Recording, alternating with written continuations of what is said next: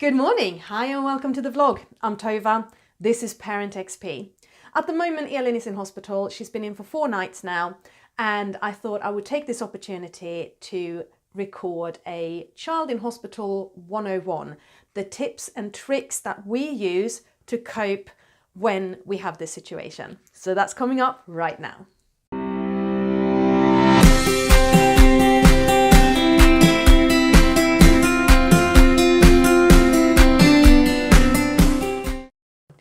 Right? These are our tips and tricks, the things that are working for us when we're in a hospital that is within reasonable reach. So far, we haven't yet had to have an overnight stay at Stanmore or at Great Ormond Street. So we've been maximum an hour away at any one time in Elin's life so far. So we can swap over, things can be changed. And I also have an employer who is incredibly understanding when Elin is this ill. I know that not everybody has that situation, but that is the situation for us. So, hospital stay 101. First point is called coffee. You gotta keep me caffeinated. You're tired. Okay, you're tired, you're stressed out, you gotta be on your best mental game. If you're a coffee drinker, make sure you get your coffee. We actually come in with coffee from Costa to each other when we do our handovers, because the canteen in our local hospital is absolutely atrocious. It was fine when she was in Addenbrooke's. Addenbrooke's has a Costa and a Starbucks and a Marks and Spencer. You can get decent coffee in Addenbrooke's. Bedford Hospital, no way, no decent coffee. I need my coffee.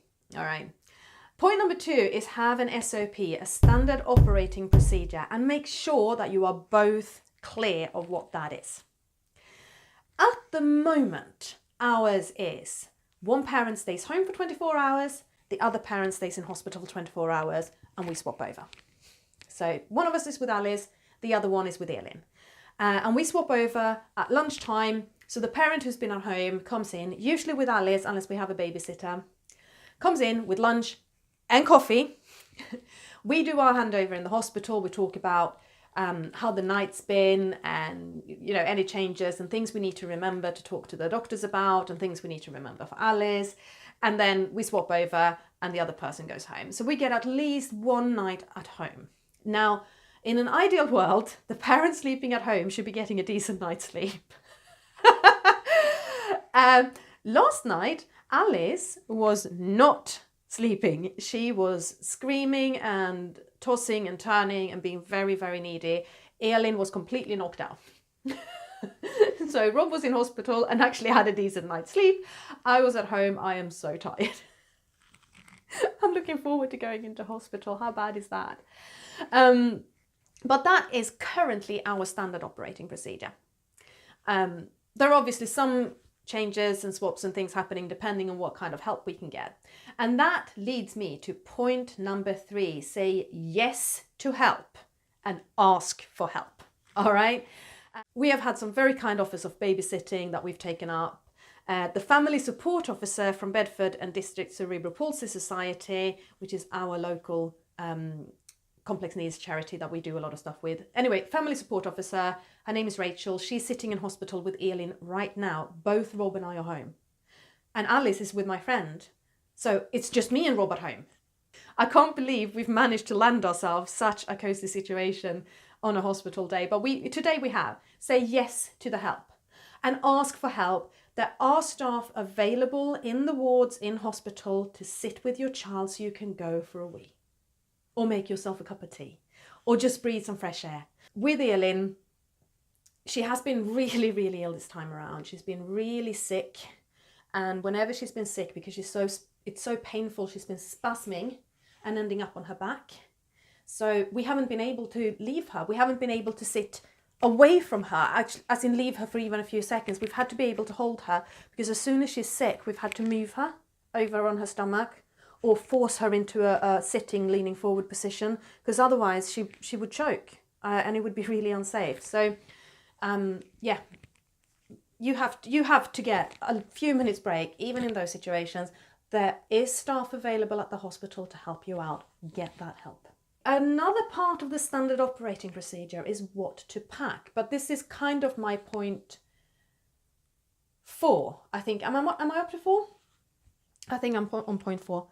Lip balm and moisturizer for the child. Your child is going to have something special that they need when they're in hospital. In Elin's case, it's lip balm and moisturizer. As I say, she's sick a lot. She's bringing up a lot of stomach acid. She's actually ending up with acid burns on her cheeks and her lips. It sounds really extreme. It is a bit extreme. So we're making sure that we're cleaning her off all the time and slathering on with the moisturizer to protect her skin and help it heal up. We actually forget to bring it every time. We forget to bring it. And then we bring it in a day later, and at that point she's, so red and sore and feels awful. I feel so bad for her. So I'm up to point number 5. Learn the names of the nurses. The doctors too, if you can, but you see the doctors so much less. The nurses are in and out of your room all day. You usually have one assigned nurse or maybe a couple of assigned nurses. There are a few senior nurses on the wards, the managers. Learn their names, okay? Because then you have a partnership. You're not calling for a random nurse. You're calling for Habiba or you're calling for Nadine. And they feel like you're on their side because you know their names. It really works. It really, really, really works. And have it, even if you don't learn the names of the doctors, have the same kind of feel when you're dealing with them. Yesterday, a doctor was balancing on one knee and one elbow trying to get blood from Elin. I was looking down at him going, "Are you comfortable there, mate?" Make sure you get that personal relationship with them. It's going to go so much further when you're starting to be demanding. Point number 6 is actually the point I was just talking about. You're going to start being demanding. You know your child. The doctors don't. Okay, maybe the first time Elin was in hospital for what we now call Elinitis, she was 3 months old. We didn't have a clue what was going on. We absolutely didn't. But she's now 5.5. This is not our first rodeo. We go into hospital, we sit down, we talk to the doctor, and we say, Elin goes into a spiral of seizures. Okay? These seizures are coming closer and closer together. They're lasting for longer, and they are triggering sickness. They make her vomit. And the vomit's very, very painful. And this together, the seizures and the painful vomiting together, means she doesn't sleep. So she hasn't slept for a few nights. So we're now in a nasty spiral where this is just going around, because the more tired she is, the more seizures she has. We have to break the spiral. So what we have tried before is ondansetron as an antiemetic, these IV antacids. You're going to want to do a blood test to check her white blood cell count, because that's probably high, because it's usually an infection that triggers this. We need to put in some kind of seizure medication. We can try blah, blah, and blah, and we need to knock her out. She has to sleep. And the doctor goes, brilliant, I know what I'm working with. Obviously, the first time she was having these really nasty seizures, we hadn't tried any seizure medication on her at that point. We had no idea what worked. We still don't actually know what kind of seizures she has. Her diagnosis is non-epileptic seizures, because they're not showing up as epileptic activity when she's on an EEG. But we really don't know. So we're still very much in the dark, but we know what we can try. And we've tried a few different things this time around that has actually been quite effective as well. But we go in and we say, this is the situation, this is how you treat it. And the doctors go, right. And they prescribe those medicines. It's all put in. And we're sort of a little bit quicker at managing Elin's situation. So that works really, really well. Life is not normal when your child is in hospital. Okay? You have to let some things go. Make sure that your family is fed. That's probably the most important thing. In our case, we have a load of laundry that is quite disgusting because Elin gets it, right?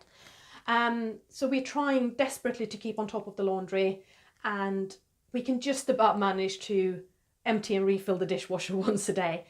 Anything else goes. It just goes. It's not important. You don't need to clean and dust and make the bed and do the shopping. Honestly, there's home delivery services for those kinds of things. And we have done that in the past when Elin's been in hospital, that we've done a home delivery because it is too much. So be kind to yourself. Remember that this isn't life as normal, and do what you have to do, but be willing to let go of an awful lot of other things. And now I'm going to contradict myself and say that you kind of need to keep life as normal. For Alice, for the other children, This is scary. This is really scary for a sibling, okay? If you're thinking of Alice, she's 2 years old. She loves her sister and she's very, very concerned for her sister's well-being. And all of a sudden, her sister is gone. After having been sick as a dog, her sister vanishes. And she doesn't have both parents at home. She has one parent at a time and she's being shuffled from one babysitter to another. It's a really scary situation for her. So we're trying our best to keep her life and her routines as normal as we can. So she still goes to nursery on the mornings that she's in nursery. She still goes to gymnastics once a week. We're making sure that the babysitters we have are people that she's very familiar with and feels very secure with. We're doing what we can to make sure that Alice's life is normal. And we're also making sure that she gets to meet her sister every now and then and see that her sister's getting better, and that the hospital isn't a scary place, it's not a dangerous place. Within reason, I would prefer not to take Alice into hospital at all, because I think that Alice being a very active and very social, able-bodied child is probably a carrier of all kinds of nasties, which I don't necessarily want to bring into hospital, but at the same time, she needs to see her sister, so it's finding a balance. I believe I'm up to point number 9. Bring entertainment. Hospitals are boring. That's entertainment for you and entertainment for the child who's in hospital. There are play therapists in most pediatric wards, so there's quite a lot of stuff that they can bring in. We always ask for the fiber optics because Elin can see them and she really likes them. But we bring books for Elin, we bring a tablet. Our local hospital has Wi-Fi, which means that we can access CBeebies and we can access the Swedish equivalent, which is called Barnkanalen, and play things that Elin really likes. Or honestly, just watch YouTube videos for myself. Or watch TV myself. I always bring my Kindle. The Kindle's a godsend, because when your child's really ill, you're probably going to be awake most of the night. There will be people coming in all night to do observations and give medicines, and Elin obviously needs help throughout the night when she's very ill. Having my Kindle is quite, it's definitely a sanity saver. I like my Kindle. And that leads me on to point number 10, which is accept that sleep is going to take a hit. It really is. This time, so what happened? It was Sunday night when she started having the seizures. And I got a couple of hours sleep because I was dealing with Alice. And of course I heard Elin, and Elin was quite distressed. Rob was in with Elin. And then it was coming up towards 2:00. And I basically I walked into Elin's room and I said to Rob, listen, she needs to go into hospital. We need to get medicine for her. She needs some help. So I took her into hospital. We arrived at A&E just before 3. And of course, there was no more sleep that night. So that was one night with only a few hours sleep. And then she had another 2 nights in hospital with no sleep at all. And she finally slept last night properly. And the nights I've had at home, Alice has been a bit under the weather and she's been very needy and she's been screaming a lot and she's been quite upset. So yeah, you're not going to get much sleep when your kid is in hospital. This is going to make you tired. It's going to make you grumpy. It's going to make you snap. Try not to have an argument. Just accept you're both tired.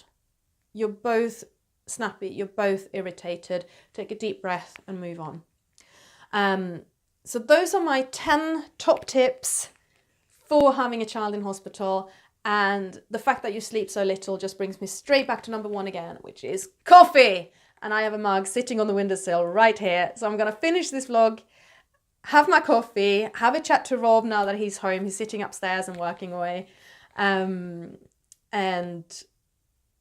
then I'm going to go into hospital and spend the rest of the day and the night with Elin there. And fingers crossed we'll get her home tomorrow. I really hope we will. So I hope you've enjoyed.